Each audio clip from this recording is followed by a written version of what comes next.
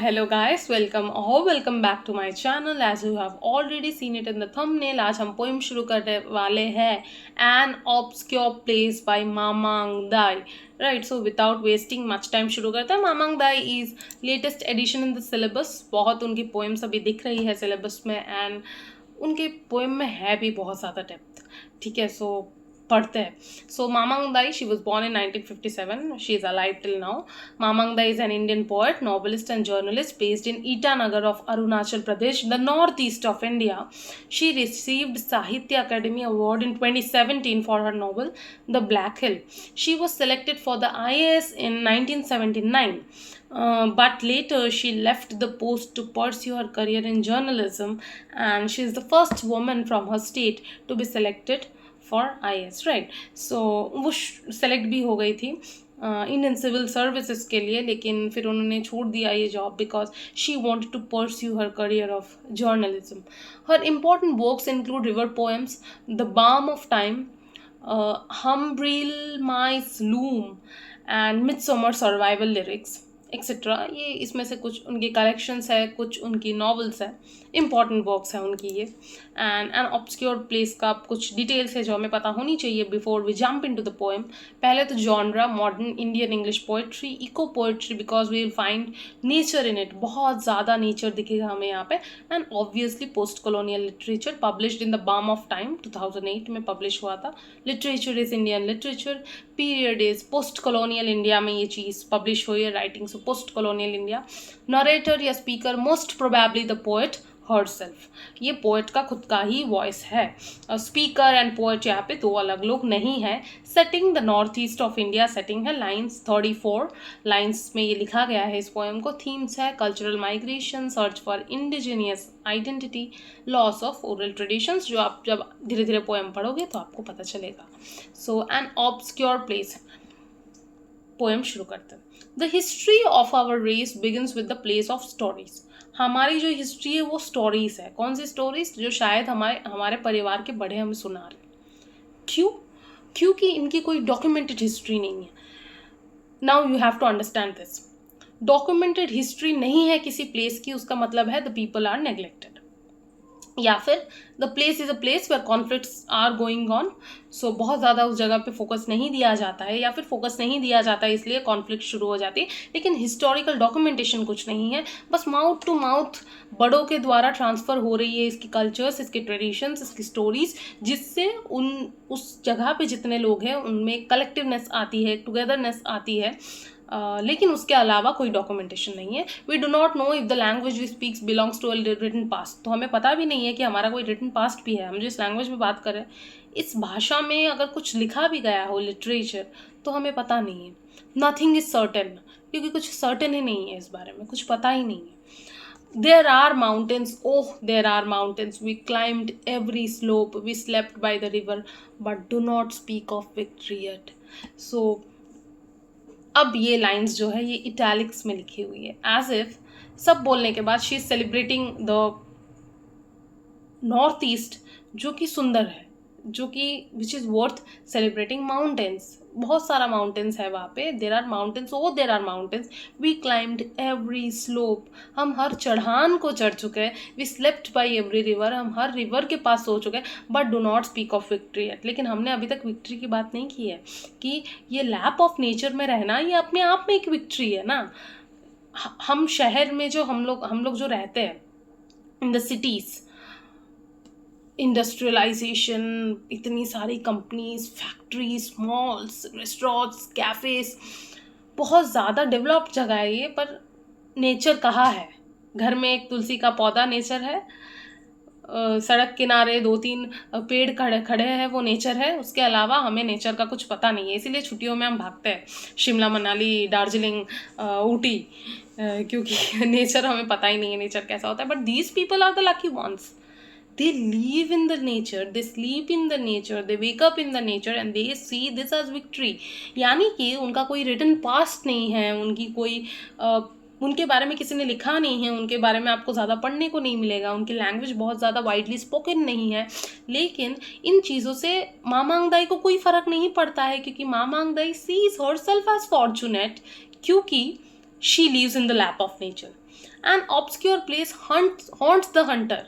ऐसा जगह जो पता नहीं हो किसी को, वो हॉन्ट ही करेगा ना। तो ये बाहर वालों के लिए, the people who do not live in North East, और the people who want to insurgency जो लोग क्रिएट करते हैं नॉर्थ ईस्ट में, यानी कि ये जो इतने सारे झगड़े जो है नॉर्थ ईस्ट में, जो अपराइजिंग्स होती है against the ruling government of India कि हमें एक अलग स्टेट बना दो, तो ये जो इंसर्जेंट्स है उनकी बातें हो रही है कि उन लोगों को इस प्लेस के बारे में पूरा पूरा पता नहीं है। They don't have any idea of this place, that is why they are the hunters. यानी कि वो हमें मारने के लिए आते हैं, लेकिन उन्हें इस जगह से बहुत डर लगता है क्योंकि उनको इस जगह के बारे में ज़्यादा कुछ पता नहीं है। द प्राइस स्लिप्स अवे, क्योंकि इस जगह पे ज़्यादा कुछ उनको पता नहीं है, तो वो हम पकड़ भी नहीं पाते हैं। इन पहाड़ों का, इन झरनों का, इन रास्तों का किसी बाहर वाले को कोई आइडिया नहीं है। जो वहाँ पे रहता है उसी को आइडिया है। और क्योंकि उसको आइडिया, अगर उसको उस पर कोई अटैक भी करने आ रहा है, उसको कोई पकड़ने भी आ रहा है, तो वो इंसान बच के निकल जा सकता है। क्योंकि जो ये आउटसाइडर जो है, जो हंटर है, जो बाहर से इनसाइडर्स को मारने के लिए आ रहा है, उसको इस जगह की कोई खास नॉलेज है नहीं। Yesterday the women hid their faces. कल क्या हुआ, औरतों ने अपने मुंह को ढक लिया। They forbid their children to speak, और उन्होंने अपने बच्चों को बोलने से मना कर दिया। ठीक है, अब समझो, जब आप देखते हो ये गुंडे डाकू मूवीज़ में जब देखते हो, तो घर जब आते हैं ये लोग, तो अगर घर में कोई हो भी तो अपने आप को किसी कोने में छुपा लेता है। और अगर खासकर if a woman is there, तो वो अपने आप को पहले छुपाएगी और बच्चे को ऐसे करेगी, डू नॉट स्पीक, बिल्कुल बात मत करना अभी जब तक ये लोग यहाँ पे। तो कल यही ऐसा ही कुछ हुआ। And yesterday we gave shelter to man. ये एक नज़ारा था जहाँ पे अ वुमन वॉज टेरिफाइड, और उसने अपने बच्चे को भी बोलने से मना किया। और yesterday we gave shelter to man, और ये एक और स्टोरी है जहाँ पे किसी ने शायद लोगों को शेल्टर दिया। who climbed over our hills for glory of the homeland they said। और वो हिल्स पे चढ़ के आए थे, तो मेहमान समझ के उन्होंने मेहमान नवाजी की, अतिथि देवो भव, उन्होंने उसको जगह दी घर पे। और उन्होंने कहा for the glory of homeland, ये बात उन्होंने कहा। Those who know what knowing is, और जिसको पता है उसको पता है इस बात का मतलब क्या है। And now the sleeping houses, the man and the villages have turn to stone. और ये जो लोग थे जिन्होंने पनाह दी थी, जिन्होंने इन ट्रैवलर्स को अपने घर पे रखा था, अब वो घर, वो लोग, वो विलेजेस सारा पत्थर बन चुका है, यानी उन लोगों को मार दिया गया है। सो ये लोग जो पकड़ने आते हैं तब पकड़ नहीं पाते, लेकिन जब ये लोग आते हैं और ये लोग हॉस्पिटैलिटी दिखाते हैं, नॉर्थ ईस्ट के लोग रहने को जगह देते हैं, उन पे अटैक्स हो जाते हैं। माँ मांगदाई का कहने का ये मतलब है। If there is no death the news is silent. So as if कोई डेथ हुई नहीं है, साइलेंस है, न्यूज़ चैनल कुछ नहीं दिखाता हमारे नॉर्थ ईस्ट के बारे में। If there is only silence we should be disturb. और क्योंकि सिर्फ साइलेंस है, हमें डरना चाहिए, क्योंकि उस जगह से तो आवाज़ें आ रही थी ना कल तक। बच्चे खेल रहे थे, लोग काम पे जा रहे थे, महिलाएं थी, तो आवाज़ें आ रही थी उस जगह से। आज साइलेंस है। तो एज नॉर्थ ईस्ट में रहने वाले लोग, as the person living in the north east, हमें तो डरना चाहिए। हमारे लिए तो डिस्टर्बेंस वाली बात हो गई है। Listen the tone of the prayer is hushed. अब हम प्रे करते हैं धीरे धीरे, दबी दबी आवाज़ों में हम प्रे करते हैं कि कहीं ये रिपीट ना हो जाए। कल रात जो हुआ, the villagers, the man, the houses turn into stone, हमें नहीं चाहिए कि ये रिपीट हो। इसीलिए हम धीरे धीरे भगवान को बोलते हैं कि भगवान हमें बचाओ। हम ज़ोर से नहीं बोल सकते, क्योंकि अगर ज़ोर से बोले तो शायद कोई आएगा नहीं, या हमारी आवाज़ शायद पहुँचेगी ही नहीं, क्योंकि हम तो साइलेंट है। The news is silent. ठीक है, क्योंकि news channel is not showing anything regarding North East. If a stranger passes this way let him look up to the sky. So अगर अब स्ट्रेंजर आएगा भी तो हम छोड़ देंगे, देखने दो उसे, आसमान देखने दो, हम नहीं लेंगे उसे अपने घर में। ये इंसिडेंट जब हुआ उसके बाद, a smoke cloud ceases the ants. तो ये जो धुआं है, ये इससे एंट्स डरती है, यानी कि इंसिडेंट जो हुआ है कुछ दिन पहले, उससे लोग डरे हुए हैं। और शायद कुछ लोग जो बाकी थे उन्होंने घर को छोड़ दिया। हो सकता है सबको नहीं मारा था वहाँ पे, लेकिन बाकी लोगों ने डर के उस जगह को छोड़ दिया। See they have slain the wild cat. Wild cat, young man, youth. Wild होता है the youth, the position of youth is wild. Youth are in a wild state. Youth has been murdered and buried the hornbill in our maternal sleep. और जो hornbill है, जो कि cultural symbol है North East का, उससे maternal sleep में मार दिया गया ना। Why maternal sleep? Nature is the mother. बिना ऑक्सीजन के, बिना नेचर के हम जिंदा ही नहीं रह सकते। और ये नेचर जो है मैटरनल है, क्योंकि माँ ही बच्चों को पालती है। ये एक नोशन रहा है हमेशा से। नॉरिशमेंट माँ से आती है। माँ इज द वन जो बच्चों को पालती है। नेचर हमें पालती है, इंडिविजुअल्स को, ह्यूमन बींग्स को। तो इस मैटरनल स्लीप में, इस नेचर के बीच में हॉर्नबिल को मार दिया गया, जो कि नॉर्थ ईस्ट का एक कल्चरल सिंबल रहा है। The words of strangers have led us into a mist deeper than the one we left behind. So ये जो stranger की जो voices है, इसने हमें कहीं ना कहीं धुएं में बांध के रख दिया है, यानी कि अब कोई बाहर से आता भी है तो सुन के डर लगता है.